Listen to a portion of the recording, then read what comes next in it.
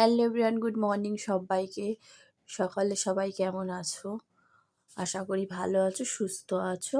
আর আমরাও ভালো আছি। তো চলো বন্ধুরা, আজকে ভিডিওটা এখান থেকে স্টার্ট করলাম। আসলে কি বলো তো বন্ধুরা, বৃহস্পতিবার আজকে। আর প্রত্যেক বৃহস্পতিবারে আমি এসে ওপরের ঘরটা ঝাড়ু দিয়ে যাই।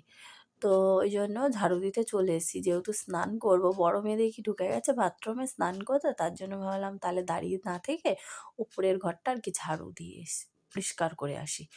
তো যাই হোক, তো ওই জন্য পরিষ্কার করতে এসেছি, এখন ঝাড়ু দিচ্ছি। প্রত্যেক বৃহস্পতিবার ঝাড়ু না দিলে কেমন লাগে, রোজ তো আর দেওয়া হয় না, পরিষ্কার পরিচ্ছন্নই থাকে, যেহেতু আমরা তো এখনও থাকছি না, তো তার জন্য। তো ওই যে ঝাড়ু টাড়ু দিচ্ছি এখন। আগের সপ্তাহে তো প্রচুর নোংরা ছিল, যেহেতু আমাদের দরজার কাজটা চলছিল, তো ওর জন্য দরজাগুলো লাগানো হচ্ছিল। তো এখানেই তো উনি দরজাটা কে করেছে, তো ওই জন্য প্রচুর নোংরা ছিল। তো গত বৃহস্পতিবারে আর কি দরজার কাজটা মিটে গেল, শেষ। সেই দিনই উনি পরিষ্কার করে গেছে। তা যতই হোক, পরিষ্কার করুক, ব্যাটা ছেলেদের কাজ কি আর মেয়ে ছেলেদের মতন বলো তো বন্ধুরা? তো যাই হোক, দাদাটা সব কিছুই পরিষ্কার করে গেছে, তাও মনের মতন হয় না। তো সে আর কত পরিষ্কার করবে? তারপরে যাই হোক, অনেক নোংরা ছিল, পরিষ্কার পরিচ্ছন্ন করে ডলে ডলে আর কিছু কিছু আঠা জিনিস কাজ করেছে, সেই আঠা ফাটাগুলো না লেগে গেছে। তো সেগুলো উঠছে না, ওগুলো মনে হয় মুছলে না উঠবে। তো যাই হোক, এখন মুছছি না। কারণ অনেকটা বড়, তো বুঝতেই পারছো তোমরা যে এখন মুছতে এখন কষ্টও হবে। আর যেহেতু থাকছি না, থাকলে দেখো মোছা যায়, ঝাড়ুটা ওই জন্য দিয়ে দিই। আর যখন থাকবো তখন দেখো রোজ মুছতেই হবে পরিষ্কার। এমনিই দেখতে পাচ্ছ আমি আগের সপ্তাহেই ভালো করে মুছে ঝাড়ু ফাড়ু দিয়ে পরিষ্কার করেছি। আর মুছেছি বলতে ডলে ডলে ওগুলো আঠাগুলো মোছার চেষ্টা করলাম, তো তাই দেখলাম উঠলো না। তো মনে হয় অন্য কিছু দিয়ে মুছতে হবে, তো হয়তো আশা করি উঠে যাবে। তো দেখো এখন ঝাড়ু দেওয়া কমপ্লিট হয়ে গেছে। তো এই যে দেখো নোংরাগুলো সব। তো ময়লা ফেলার যে এটা হয়, সেটা আমি আনতে ভুলে গেছি। তো তারপর ভাবলাম এখানে যেহেতু পামোচাটা পাতা আছে, ওর মধ্যে নিয়ে নিই। আর মাথার চুল টুলগুলোর কী অবস্থা দেখতে পাচ্ছ, এত ঠান্ডা লাগছে কি বলবো। তো জানলাগুলো এখন খুলে দিচ্ছি। আর জানলা খুললে বন্ধুরা কি বলবো, প্রচণ্ড হাওয়া, তো ওই জন্য একটা একটা করে এই দিকটা ঝাড়ু দিয়ে তারপর এই দিকেরটা খুলে দিলাম। তো এখন খুলে দিয়ে এসছি, একটু হাওয়া বাতাস ঢুকুক পরে দিয়ে দেবো। বেশিক্ষণ খুলে রাখলে আবার কি জ্বালায় পড়েছি জানো তো বন্ধুরা। আর বলো না, পাখিগুলো ঢুকে যাচ্ছে ঘরের মধ্যে। এই যে এই আমাদের এখানে পাশের বাড়ি একটা, পাশের যে বাড়িটা আছে ওখানে কদম গাছ রয়েছে। তো ওই কদম গাছটার মধ্যে প্রচুর পাখির বাসা। তো ওই পাখি এসে কি বলবো, ঘুঘু পাখি তো বিশেষ করে এসে ওই পাখার মধ্যে এসে বসছে। এতদিন তো বাসা করেছিল, তো যাই হোক ওই দাদাটা আবার তাড়িয়েছিল। তো যাই হোক সেগুলো পরিষ্কার করেছি, ওই জন্য পাখিতে পটি করে ভর্তি করেছে, সেইগুলোও পরিষ্কার করেছিলাম গত বৃহস্পতিবার। জল ন্যাংরা দিয়ে মুছে মুছে পরিষ্কার করেছি ফিনাইল দিয়ে।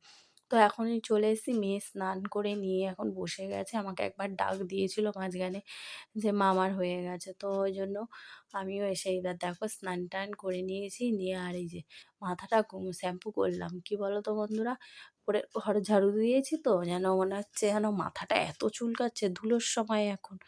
তো তাই জন্য শ্যাম্পু করে নিলাম। এমনিও শ্যাম্পু করার ছিল যেহেতু, ওই জন্য ভাবলাম স্নানের আগেই ঝাড়ুটা দিয়ে আসি, পরে নাহলে ঝাড়ু দিত। ওই যে মাথাটা এখন শ্যাম্পু করে নিলাম, দিয়ে মুছে টুছে নিয়েছি। আর ঠাকুরটা কিন্তু আগেই দেওয়া হয়ে গেছে, দিয়ে নিয়েছি, নিয়েই আর কি গেছিলাম মাথাটা মুছতে রোদে। তো তারপরে এই যে ভাবলাম তোমাদের একটু দেখিয়ে দিই। আর আজকে বৃহস্পতিবার ফুল দিয়ে পুজো দিতে হবে, সে তো জানোই। সন্ধ্যের সময় আমি ফুল দিয়ে পুজো দিই। এখন দেবো না, এমনিই পুজো দিয়ে দিয়েছি। সন্ধ্যের সময় ফুল টুল দিয়ে দেবো। আর ঘর টর সব মেজে একদম গুছিয়ে রেখেছি। তারপরে দেখো কাচাকুচি কমপ্লিট হয়ে গেছে, সেগুলো এখন মেলে দিচ্ছি। আর চুল টুলগুলো এই যে মাথায় সিরামটা দিলাম, দিয়ে চুল টুল আঁচড়ে সিঁদুর টিঁদুরও পরে চলে এসেছি। তার মধ্যে ড্রাইটা হয়ে গেছে, এবার এখন রান্না বসানোর পালা। দেখতে দেখতে বেলাও হয়ে গেছে। আর ওই জন্য ভাবলাম, আর এদিকে বড়মশাই সকালে বাজার করে নিয়ে এসছে।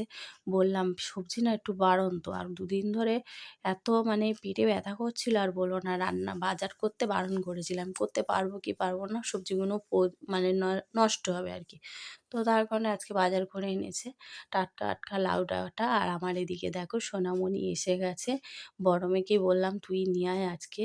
তো ও নিয়ে এসছে আর এসে মাম্মি, মাম্মি করে ঢুকবে। ও মাম্মি আমি এসে গেছি, মাম্মি এসে গেছি।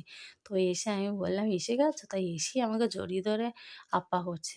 তো তারপরেই দেখো সব কাটাকুটি করে নিচ্ছি আর লাউ শাকটা এনেছে এত কচি কি বলবো। তো যাই হোক খুব ভালো টাটকা লাউ শাক। তো ওই যে লাউ শাক হবে, কুমড়ো, আলু আর বেগুন কেটে নিয়েছি। এবার ওইটা দিয়ে মানে লাউ শাকটা আর কি বসিয়ে দিলাম।